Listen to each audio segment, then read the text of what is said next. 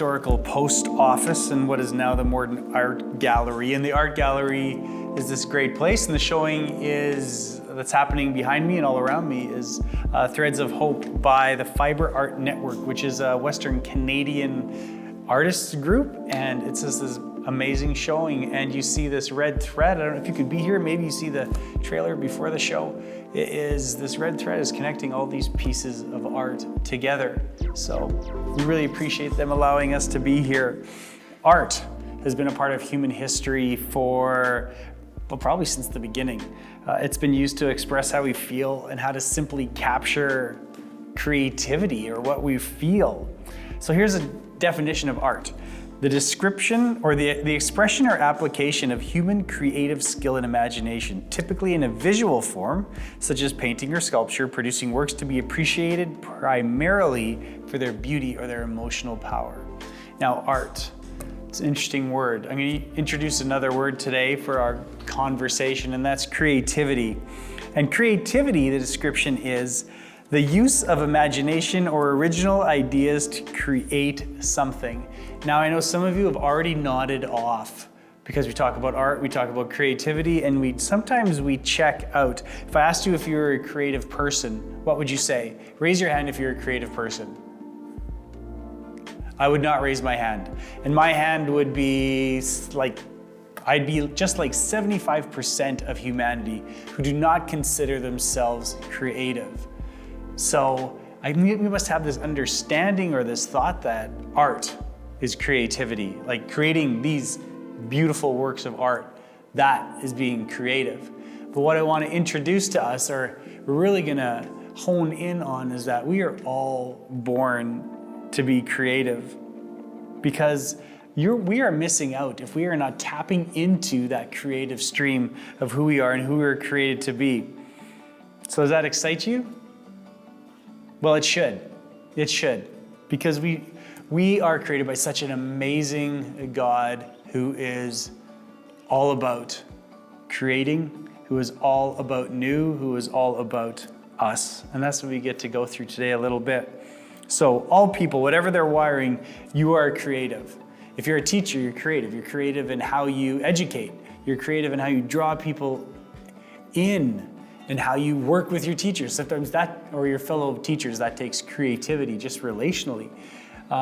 If you're a mechanic, you're creative. I've seen mechanics take engines apart, or like, who builds those things? Who figures out how this all goes together, how those gears go together and mesh? I would have no clue where to even start. I remember saying to someone, now I don't feel I'm very creative.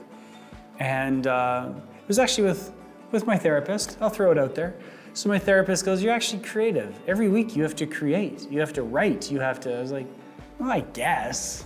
Sometimes we don't give ourselves any credit when it comes to how we are created to be creative. But the Bible begins with recognizing that our God is the ultimate creator, the ultimate artist of everything. Genesis 1:1, the very beginning of the Old Testament. And I'm going to read it in the Message, so maybe it hits us a different way.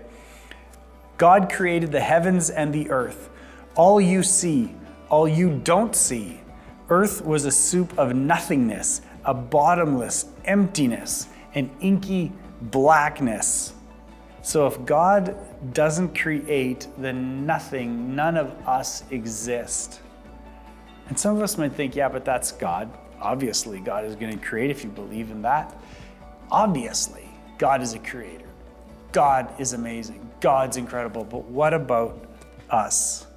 Well, Genesis 1:26, it says this, let us make human beings in our image to be like us.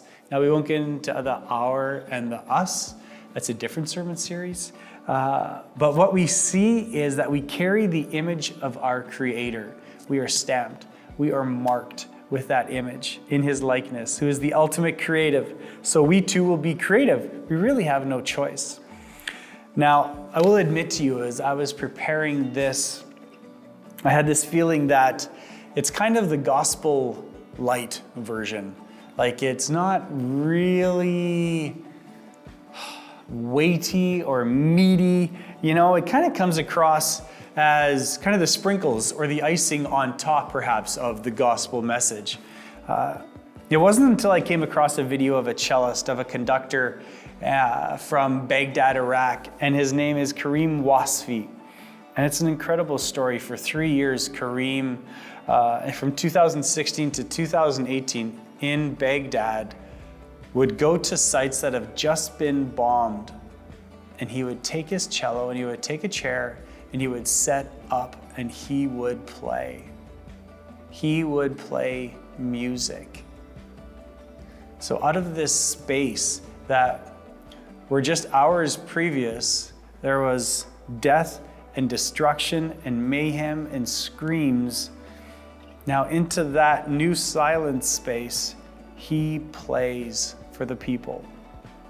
And people asked him, the media asked him, why are you doing this? Why did you just play a concert where 10 people had just died in multiple car bombs and 27 people were injured? And this is what he says. It was an action to try to equalize things, to reach the equilibrium between ugliness, the insanity, and the grotesque, and the indecent acts of terror. It was meant to equalize it or to overcome it by acts of beauty, creativity, and refinement. And that has just been sticking with me this week, and I hope it sticks with me for a long time. And you see the power of that movement.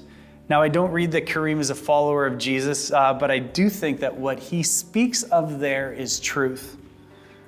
Art and creativity matter. And as I was working through this, it was, we're going through this economic crunch that comes with a pandemic, that comes with racial tension, comes with isolation, with all these things that we have been working through. Just talk about art and creativity. Is that a powerful move? Well, I see the powerful move that is shown by Kareem. Picture him. It has just been bombed. This space has just been bombed out. And here he comes hours later with a chair and with a cello. And he sets the chair down and he sits and he takes his instrument. I don't know, does he take a deep breath and he begins to play? Is he thinking, I'm about to be shot? Is he thinking another bomb is about to go off? There's many people who are not very happy with him being there, I would have to imagine. But here it's just such an act of courage and an act of defiance. And I see that Kareem's act is that aggressive act of defiance, but it's an aggressive, peaceful act. It's not a violent act. It's an amazing act. It's an act of defiance against violence and terror, and it's declaring, we will not accept this. It's like, not on my watch. In times of despair, it can feel like God doesn't exist, or God is not powerful, or God doesn't care. And those notes that fill the air in that moment, in that space, are pointing to something greater, to something more, to someone. As a follower of Jesus, I believe that points not just to something where people can find hope, because people must have been. And they do, if you go see some of the videos, people come out of the wreckage and they listen. And they get closer. It's like, is it safe to come close? And in that, there has to be hope as people emerge from the rubble. That, hey, someone is crazy enough, but caring enough to do this for us. And not just for us, but for really the message for all is that not on our watch. Don't despair. There is hope. There is beauty that can ring through the bomb blast. That is a message of gospel. That is good news. And that's really what Jesus does. It really is. Now, art and creativity, it can be difficult to testify to the presence of God. Say, hey, God's there. Can't you see? Is like, it can be really hard. Just like it's hard to, with a naked eye, to see compassion or to see love or to see forgiveness or grace. It just is. They are invisible in and of themselves. And we experience love and forgiveness and compassion and are stirred when they are expressed or they're acted out. So art or creativity helps make the invisible visible. Kind of what Jesus' life on earth did for us. We've just done a Colossians series. So Colossians 1:15, it says this: Christ is the visible image of the invisible God. He existed before anything was created and is supreme over all creation. You see there that Christ is the visible image of the invisible God. You want to know who God is? Look to Jesus. You want to know what God is about? How God is? Look to Jesus. In that verse also, you hear the similarities of Genesis 1:1. He existed before anything was created and is supreme over all creation. Go a verse further. For through him God created everything in the heavenly realms and on earth. He made the things we can see and the things we can't see. Jesus is both the creator and now becomes the created. Fully human, fully God. Now that concept, many of us have heard that concept many times. But to take in that concept and to know it or to own it just through words or through reading can be quite the journey. When it's expressed in acts of love and grace and forgiveness, when it's expressed in works of art, if you look at these pieces of art, if you would be able to come to this modern art gallery, you could see faith stories. There are crosses, there are doves, these are threads of hope. And the red thread that connects them is the stories of each of these artists that connect them. Again, I see the dove. I see children connected to each other. I see another dove with a ribbon. I see the cross behind me. I see the word hope. These artists have taken hours and hours, and I would imagine days, weeks, to create these pieces of art, and then they give them to the public, hoping to elicit something, to be a catalyst in the soul of us to go, oh, I understand a little more, maybe a lot more. I never thought of it that way. That's what art and that's what our creativity can do and mean for us. So Paul in Ephesians captures this creative flow. One more verse for us. Ephesians 2:10. For we are God's masterpiece. He has created us anew in Christ Jesus, so we can do the good things that he has planned for us long ago. Did you hear that? That first part. The Greek word here for masterpiece is poiema. And that word means God made. That's something for all of us to hold. You are God's masterpiece. Did you hear that? You are a masterpiece. When we follow Christ, there is this work in us, this healing that creates this masterpiece. And, frankly, I've never felt like, do I say this? I've never felt like a masterpiece. We just know each other's flaws. We've been going through the Enneagram. And as a staff, and if you go on Instagram, you can see kind of how the staff kind of play out there, what numbers they are. And as you're working through this book in the Enneagram, part of that book is like, it's kind of describing each personality trait. And in those numbers or in those chapters, it seems like we know each other through the negative. We don't see each other in a positive light. We don't see ourselves in a positive light. We see each other, or we see ourselves quite negatively. It can be really hard for us to consider ourselves as a masterpiece. But we are image bearers, and then Christ's resurrection, death and forgiveness and resurrection for us. When we say Jesus is then Lord of our lives, we say, yeah, I believe this story, this epic story. We now have this masterpiece that is being created and has already been created in us through the grace and the love and the forgiveness of Jesus Christ. Do you feel like a masterpiece? You're a masterpiece. Just think, if I truly see myself as a masterpiece, I then will see each and every other person that I come into contact with as a masterpiece. I will want them to know that as well. Because when any movement that happens through Jesus Christ is a movement of humility. I don't go, I'm a masterpiece. Look at me. Wow, I did get a haircut. It still does not make me a masterpiece. It's through the grace of Christ that the masterpiece is made.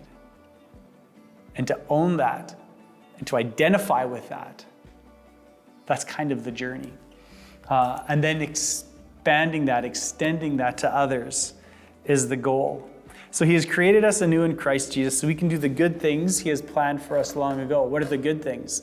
The good things are that everyone may know that they are a masterpiece, but that everyone may know the love of Jesus Christ, that everyone may know that there is another way to live, and that forgiveness is available for all people. That's the mission that Christ has planned for us long ago. And it would seem as though our creativity is a gift to us, but that gift is meant to be given to others. So we need to be creative in how we love others. And what I see in these works of art is it takes something. There's a cost to this. There is time that is put in, and energy and thought. Be imaginative in whatever you do, because that is the God that we celebrate. And that is the God who celebrates us. G.K. Chesterton has this quote: "The trumpet of imagination is like the trumpet of the resurrection. It calls the dead out of their graves." Imagination calls the dead out of their graves. Imagination, creativity, when you come to think of the church, are those the words that pop to mind for you? Often not. When people are asked what words come to their mind when they think of the word church, it's old, was one of the first few. Traditions, rules, and it wasn't innovation. The words were in creativity, but really we should be the most creative group of people that you can lay your eyes on. We just should be. We should be all about it. In being creative, it is how can we love others? How can we show God's love? How can I reflect what I have come to know about God to all people? The church, much like the Jewish religion of the New Testament era, we can have our blinders. We just do. We get protective. We get distrustful of new. New can actually be dangerous. We have a ways to go, but we have a beautiful call when it comes to being innovative. And not to be creative just to be creative, but to be creative so we can worship God, to be creative because what God has done for all of us. May it be through art, may it be through restoring cars, may it be each and every interaction we have. God has gifted us with being creative. And then he has challenged us, called us to love. So may you embrace the truth that you have been created. May you embrace the truth that you are a masterpiece. May you hold tight to the truth that you are born to be creative.